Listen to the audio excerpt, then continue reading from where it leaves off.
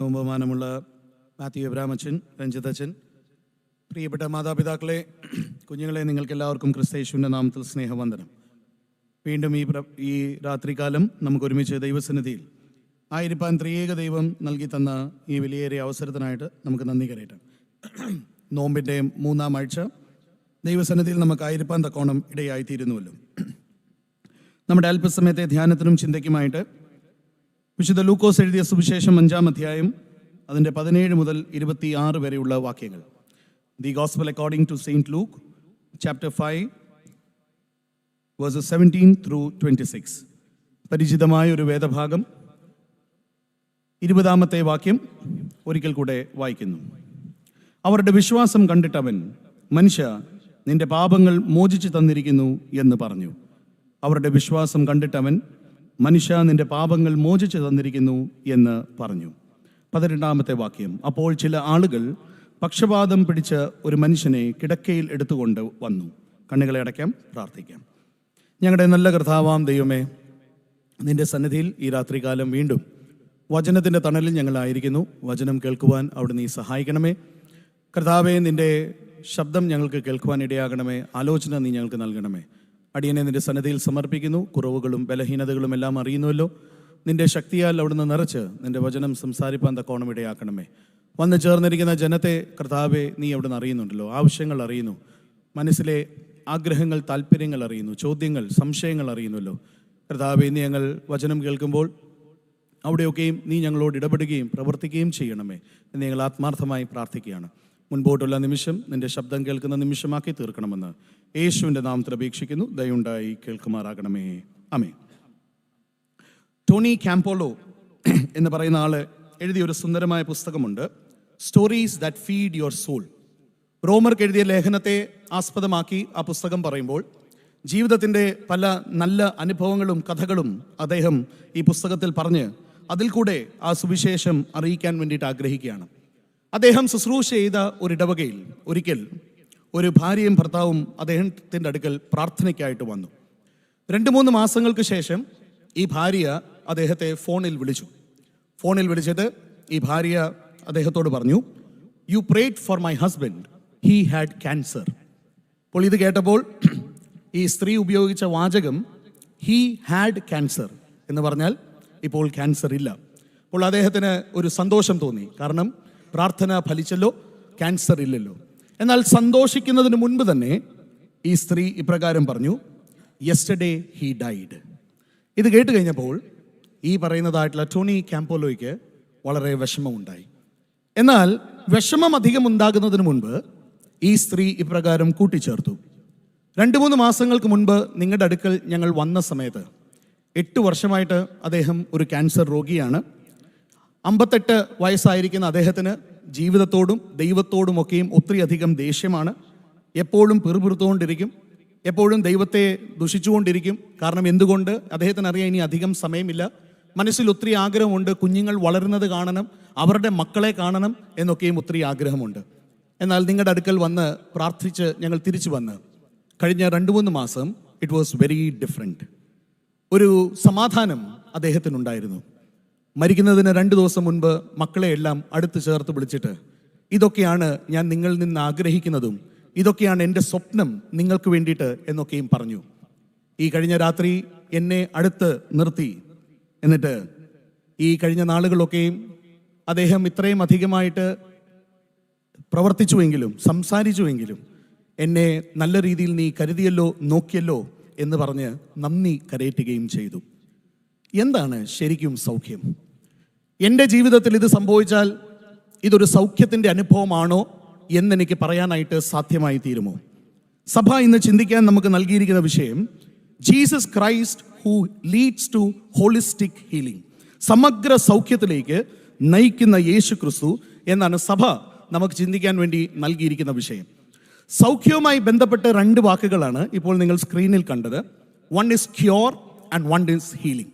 ഇത് 2ൻ്റെയും അർത്ഥം മനസ്സിലാക്കുമ്പോഴാണ് ശരിക്കും എന്താണ് സൗഖ്യം എന്ന് നമുക്ക് മനസ്സിലാക്കുവാൻ തക്കോണം ഇടയായിത്തീരുന്നത്. എന്താണ് ക്യൂർ എന്ന് പറയുന്നത്? It is eliminating all the evidence of diseases. അതായത് എൻ്റെ ജീവിതത്തിൽ ഒരു രോഗം കാരണം വന്നു ചേർന്നിരിക്കുന്ന ചില കാര്യങ്ങളുണ്ടല്ലോ, എനിക്കൊരു രോഗം വരുമ്പോൾ, എനിക്കൊരു പനി ഉണ്ടെങ്കിൽ ചൂട്, എനിക്ക് ക്യാൻസർ ഉണ്ടെങ്കിൽ അതിൻ്റേതായിട്ടുള്ള കാര്യങ്ങൾ. എന്നാൽ ഒരു ക്യൂർ എന്ന് പറയുന്നത് അത്തരത്തിലെ എല്ലാ കാര്യങ്ങളും തേഞ്ഞ് മാഞ്ഞു പോയി, എവറിത്തിങ് ഈസ് ഗോൺ. പക്ഷെ എന്താണ് ഹീലിംഗ് എന്ന് പറയുന്നത്? ഹീലിംഗ് ഇസ് ബിക്കമിങ് ഹോൾ, പൂർണ്ണമായി തീരുക. ഒരു പക്ഷെങ്കിൽ രോഗത്തിൻ്റെ അംശം ഇപ്പോഴും ശരീരത്തിൽ നിന്ന് മാറിയിട്ടില്ല, എന്നാൽ പോലും ഒരു പൂർണ്ണതയുടെ അവസ്ഥയിലേക്ക് എത്തുവാൻ തക്കോണം സാധ്യമായി തീരും. നമ്മൾ വായിച്ചു കേട്ട ഈ വേദഭാഗം ലൂക്കോസ് എഴുതിയ സുവിശേഷം 5-ാം അധ്യായം 17 തൊട്ട് 26 വരെയുള്ള വാക്യങ്ങൾ വളരെ പരിചിതമായ കഥയാണ്. മർക്കോസിന്റെ സുവിശേഷമാണ് സാധാരണ രീതിയിൽ നമ്മൾ ധ്യാനിക്കുന്നത്. പക്ഷവാതക്കാരനെ 4 പേര് ചേർന്ന് കൊണ്ടുവന്ന കഥ. എന്നാൽ ഈ കഥയുടെ തൊട്ടു മുൻപും ഇത് കഴിഞ്ഞുള്ള സംഭവം ലൂക്കോസിന്റെ സുവിശേഷത്തിൽ നമ്മൾ കാണുമ്പോൾ ചില സത്യങ്ങൾ ഈ ഭാഗം നമ്മളോട് പറയുകയാണ്. ഇതിന് തൊട്ടു മുൻപുള്ള ഭാഗം എന്ന് പറയുന്നത് 5:12 മുതൽ 16 വരെയുള്ള വാക്യങ്ങൾ. അത് യേശുക്രിസ്തു ഒരു കുഷ്ഠരോഗിയെ സൗഖ്യമാക്കുന്ന അനുഭവമാണ്. കഴിഞ്ഞ ഞായറാഴ്ച മത്തായിയുടെ സുവിശേഷത്തിൽ നിന്ന് ഈ വേദഭാഗത്തെ ആസ്പദമാക്കിയാണ് നമ്മൾ ഒരുമിച്ച് ചിന്തിച്ചതും ധ്യാനിച്ചതും. ഈ ലൂക്കോസ് 5:17 തൊട്ട് 26 കഴിഞ്ഞുള്ള വേദഭാഗം ലേവിയെ വിളിക്കുന്നതായിട്ടുള്ള വേദഭാഗമാണ്. ചുങ്കക്കാരനായ ലേവിയെ ശുശ്രൂഷയ്ക്ക് വിളിക്കുന്ന വേദഭാഗമാണ്. അപ്പോൾ ഒരു പക്ഷെങ്കിൽ നിങ്ങളുടെ മനസ്സിലൊരു ചോദ്യം കാണും.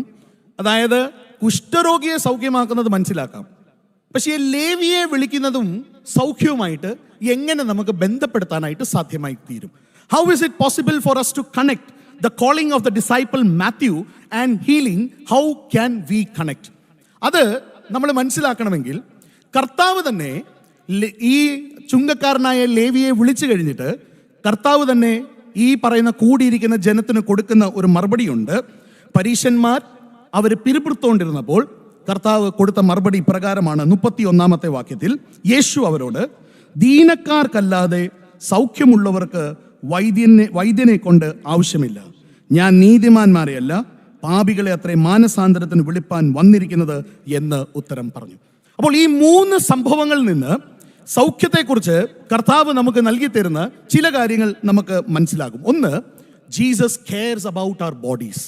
ഒരു കുഷ്ഠരോഗി വന്നപ്പോൾ, കുഷ്ഠം മാറ്റി സൗഖ്യത്തിൻ്റെ അനുഭവത്തിലേക്ക് വന്നപ്പോൾ, എൻ്റെ ഈ ശരീരത്തെ കരുതുന്ന പരിപാലിക്കുന്ന ഒരു ദൈവമാണ്, ഒരു കർത്താവാണ് എന്ന് നമുക്ക് മനസ്സിലാക്കാനായിട്ട് സാധ്യമായി തീരും. 2, he not only heals us physically but he also heals us spiritually. പക്ഷവാതക്കാരന് നിന്റെ പാപം മോചിച്ചു തന്നിരിക്കുന്നു എന്ന് പറയുമ്പോൾ അവൻ്റെ ശാരീരികമായ സൗഖ്യം മാത്രമല്ല, എന്നാൽ ആത്മീകമായ ഒരു സൗഖ്യം കൂടെ കർത്താവ് അവന് നൽകുന്നതായിട്ട് കാണാനായിട്ട് സാധ്യമായി തീരുകയാണ്. എന്നാൽ 3, ഈ ചുങ്കക്കാരനെ വിളിച്ച സമയത്ത് കൊടുത്ത മറുപടി നമ്മൾ ശ്രദ്ധിക്കുമ്പോൾ, ഞാൻ എന്ന വ്യക്തി എൻ്റെ പൂർണ്ണമായ ഒരു രൂപാന്തരവും ദൈവം ആഗ്രഹിക്കുന്നു എന്ന് നമുക്ക് മനസ്സിലാകാനായിട്ട് സാധ്യമായി. He cares about the whole of who you are. നമ്മളായിരിക്കുന്ന പൂർണ്ണം കർത്താവ് ആഗ്രഹിക്കുന്നു നമ്മളിൽ ഒരു മാറ്റം ഉണ്ടാകണം. Jesus Christ who leads to holistic healing. കഴിഞ്ഞ ആഴ്ചയും ഞാൻ പറയുകയായിരുന്നു, സഭ നമുക്ക് ചിന്തിക്കാൻ നൽകിയിരിക്കുന്ന വിഷയം ഒരു സ്റ്റേറ്റ്മെൻ്റ് ആണ്. Jesus Christ who leads to holistic healing. ഇനി യാതൊരു സംശയവുമില്ല. എന്നാൽ നമ്മൾ ചോദിക്കേണ്ട ചില ചോദ്യങ്ങളുണ്ട്. അങ്ങനത്തെ 2 ചോദ്യങ്ങളാണ് ഈ രാത്രികാലം നമ്മുടെ ഒരുമിച്ചുള്ള ധ്യാനത്തിന് ചോദിക്കാൻ വേണ്ടിയിട്ട് ആഗ്രഹിക്കുന്നത്. I know Jesus Christ is the only one who leads to holistic healing. But the question is, what am I treating? ഇന്ന് ഞാനും നിങ്ങളും എന്താണ് ട്രീറ്റ് ചെയ്യുന്നത്? What is it that I am going to the Lord for the treatment? Is it symptom or is it disease? ഇത് രണ്ടാണ് എന്ന് ഞാൻ വിശ്വസിക്കുകയാണ്. സിംറ്റത്തിന് വേണ്ടിയിട്ടാണോ ഇന്ന് ഞാൻ സൗഖ്യത്തിന് വേണ്ടിയിട്ട് പോകുന്നത്, അതോ ശരിക്കുമുള്ള രോഗത്തിന് വേണ്ടിയിട്ടാണോ ഇന്ന് ഞാൻ സൗഖ്യത്തിന് വേണ്ടിയിട്ട് പോകുന്നത്? ഞാൻ മെഡിസിൻ പഠിച്ചിട്ടില്ല, എന്നാൽ വായിച്ചതിൻ്റെ വെളിച്ചത്തിൽ ഏതൊരു ഡോക്ടറും മനസ്സിലാക്കിയിരിക്കേണ്ട ഒരു കാര്യമാണ്, അല്ലെങ്കിൽ അവരുടെ പ്രാക്ടീസിൽ വന്നു ചേരേണ്ട ഒരു കാര്യമാണ്, the problem of referred pain or reflective pain. Referred pain or reflective pain. Medicine പോകാൻ ആഗ്രഹിക്കുന്ന 10-12 റൈറ്റ്? ഇത് നിങ്ങൾ പഠിക്കേണ്ട ഒരു കാര്യമാണ്. Referred pain and reflective pain. എന്താണ് റിഫേർഡ് പെയിനും റിഫ്ലക്റ്റീവ് പെയിനും? റിഫേർഡ് പെയിൻ എന്ന് പറയുന്നത്, this pain is experienced in A part of the body different from the problem area. എല്ലാ ഡോക്ടർമാർക്കും ഇതിനുള്ള കഴിവില്ല. ഈ കഴിഞ്ഞ ആഴ്ച തൊട്ട് എനിക്ക് തൊണ്ടയ്ക്ക് ഒരു ചെറിയ പ്രശ്നമാണ്. അപ്പോൾ അതുമായി ബന്ധപ്പെട്ട് ഞാൻ മരുന്നിന് വേണ്ടിയിട്ട് പോയി. തൊണ്ടയ്ക്ക് ശരിയാകാൻ വേണ്ടിയിട്ടുള്ള മരുന്നെല്ലാം എനിക്ക് തന്നു. ഈ മരുന്നെല്ലാം എടുത്തിട്ടും എൻ്റെ തൊണ്ടയ്ക്ക് ഒട്ടും ശരിയായിട്ടില്ല. എന്നാൽ ദുബൈയിൽ ഒരു ജെസി ഡോക്ടർ എന്ന് പറഞ്ഞൊരു ഡോക്ടറുണ്ട്. ഈ ഡോക്ടറിനെ കുറിച്ച് പണ്ടും ഞാൻ കേട്ടിട്ടുണ്ട്.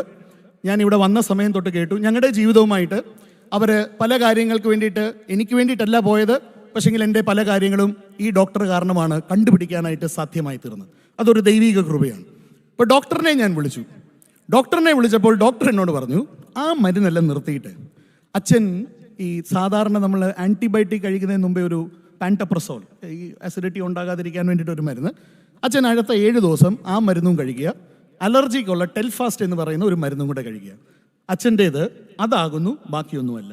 ഇപ്പോൾ 2 ദിവസമായിട്ട് ഞാൻ അത് എടുക്കാൻ തുടങ്ങി. എനിക്ക് വലിയ സൗഖ്യം വരാനായിട്ട് തുടങ്ങി. എൻ്റെ സിംറ്റം തൊണ്ടയായിരുന്നു. നേരത്തെ കാണിച്ച ഡോക്ടറിനെ സംബന്ധിച്ചിടത്തോളം തൊണ്ടയുടെ പ്രോബ്ലം ആയതുകൊണ്ട് നേരെ തൊണ്ടയുടെ ഇത് തന്നു.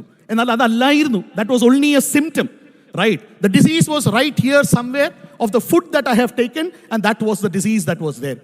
കർത്താവ് ഇവിടെ ഈ മനുഷ്യനെ ട്രീറ്റ് ചെയ്യുമ്പോൾ he is not treating the symptom. സൗഖ്യത്തിനായിട്ട് 4 പേര് അവനെ കൊണ്ടുവന്നുവെങ്കിലും അവൻ്റെ സിംറ്റം അല്ല കർത്താവ് ശരിയാക്കുന്നത്, അവൻ്റെ ഡിസീസാണ് കർത്താവ് ശരിയാക്കുന്നത് എന്ന് കാണാനായിട്ട് സാധ്യമായി തീരുകയാണ്. ഇന്ന് നമ്മളും ഇങ്ങനെയൊക്കെയല്ലേ? മാനസികമായി ചെറിയ പ്രശ്നങ്ങളൊക്കെ ഉള്ളപ്പോൾ നമ്മളെ നാട്ടുനടപ്പനുസരിച്ച് നമ്മൾ പറയുന്ന ഒരു സ്റ്റേറ്റ്മെൻ്റ് ഉണ്ട്, അവനെ അങ്ങ് കല്യാണം കഴിപ്പിച്ചാൽ എല്ലാം ശരിയായി തീരും, അല്ലേ? That is A symptom. അവൻ്റെ ഡിസീസ് എന്താണ്? അവന് തലയ്ക്ക് സ്ഥിരതയില്ല, അവനെ കൊണ്ടുപോയി ചികിത്സിക്കേണ്ടതാണ്. പക്ഷെങ്കിൽ കല്യാണം കഴിപ്പിച്ചിട്ട് അവൻ്റെ ജീവിതം മാത്രമല്ല, ഈ കെട്ടിയവളുടെ ജീവിതവും നമ്മൾ കുഴപ്പത്തിലേക്ക് കൊണ്ടുവരികയാണ്. We always treat like this. We don't treat the disease, V treat the symptom. Leonard sweet എന്ന് പറയുന്ന തിയോളജിയൻ ആൻഡ് സെമിയോട്ടിക്സിന് ഒത്തിരി നല്ല ബിരുദം നേടിയ ഒരാളാകുന്നു. അദ്ദേഹം നമ്മുടെ കൺവെൻഷനിൽ, മാരാമൻ കൺവെൻഷനിൽ ഒരു 7-8 വർഷങ്ങൾക്ക് മുൻപ് വന്ന് പ്രസംഗിച്ചിട്ടുണ്ട്.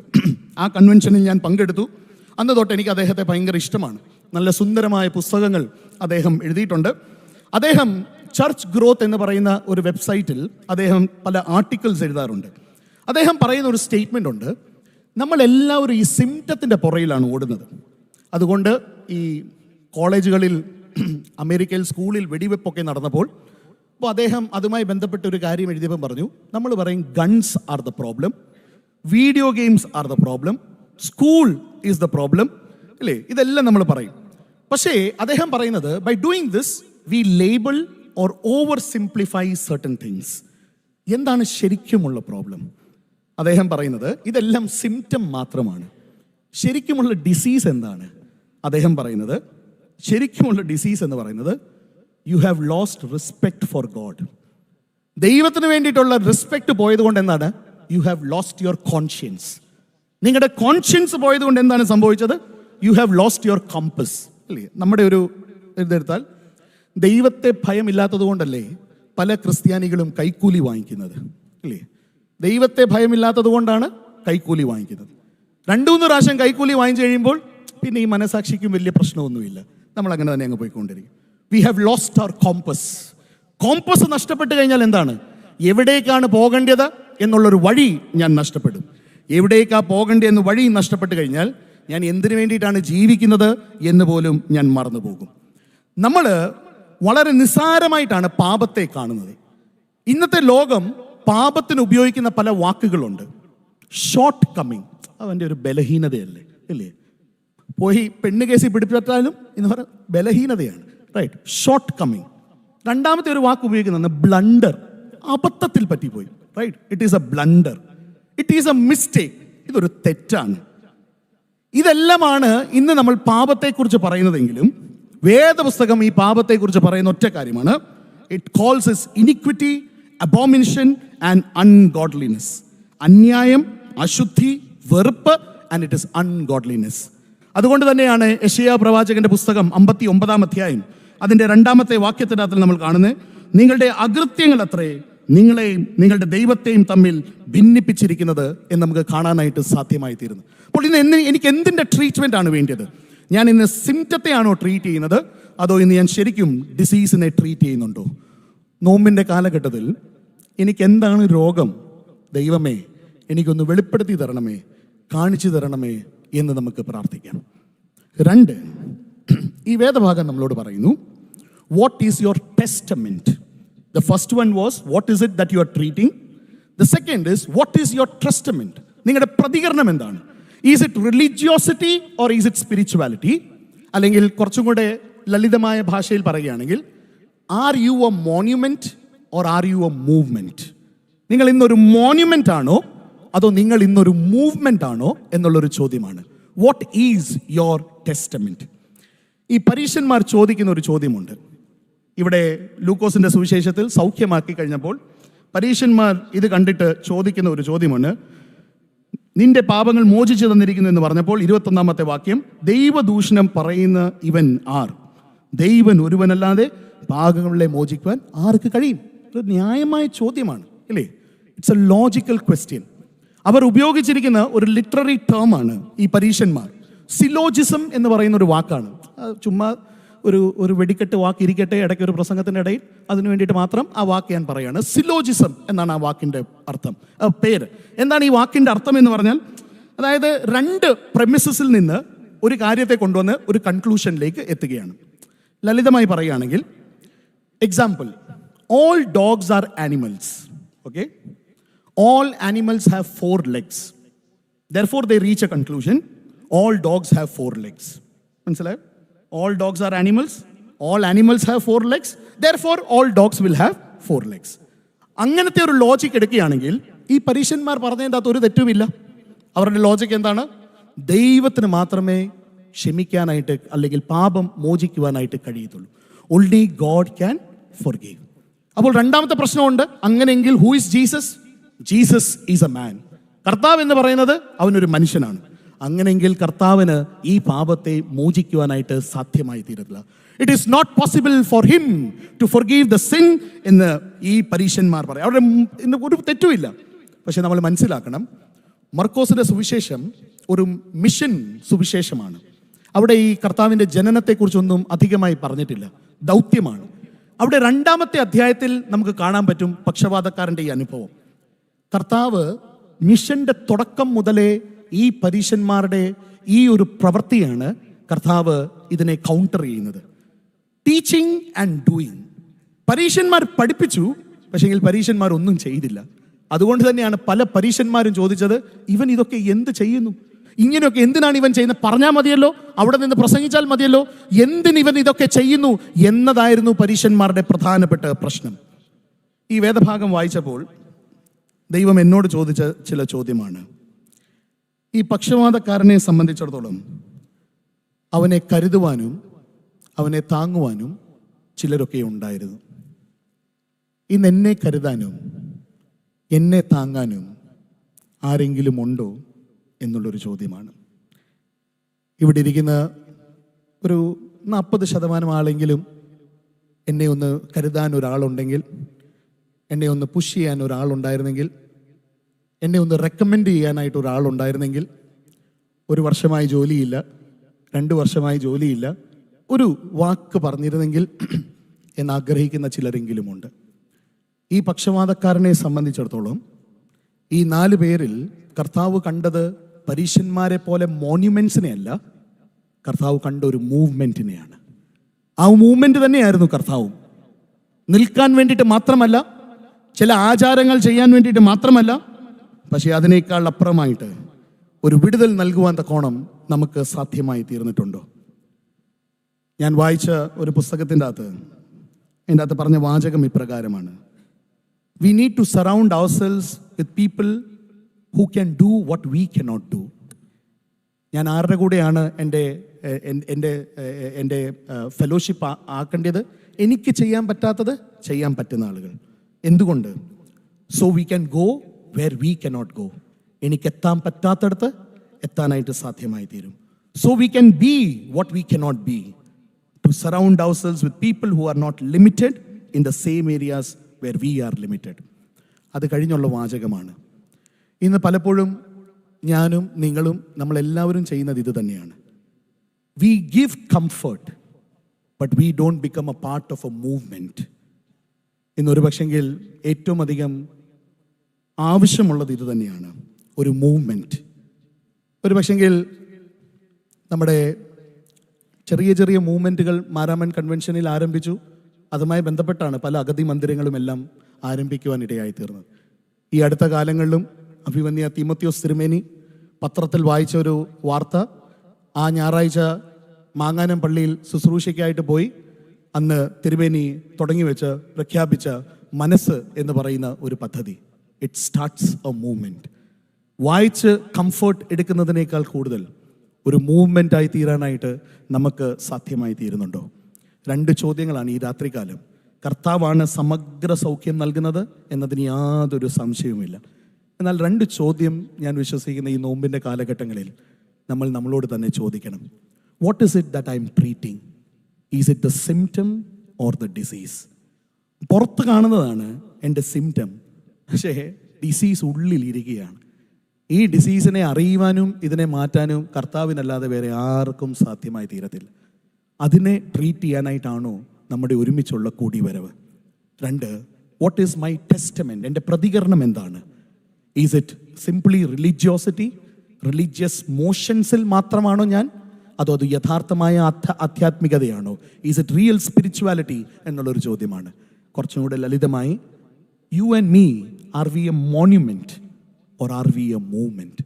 നിൽക്കുന്നിടത്തും ഇരിക്കുന്നിടത്തും വന്നിരിക്കുക മാത്രമാണോ നമ്മൾ ചെയ്യുന്നത്, അതോ ഇതിനേക്കാൾ അപ്പുറം ഒരു മൂവ്മെൻ്റ് ആകാനായിട്ട് നമുക്ക് സാധ്യമായി തീരുന്നുണ്ടോ? ചെറിയ രീതിയിൽ മതി, നമ്മളാലാകുന്നത്. ദൈവം ഒരിക്കലും ഇത്ര കൊടുക്കണമെന്ന് വേദപുസ്തകത്തിൽ പറഞ്ഞിട്ടില്ല.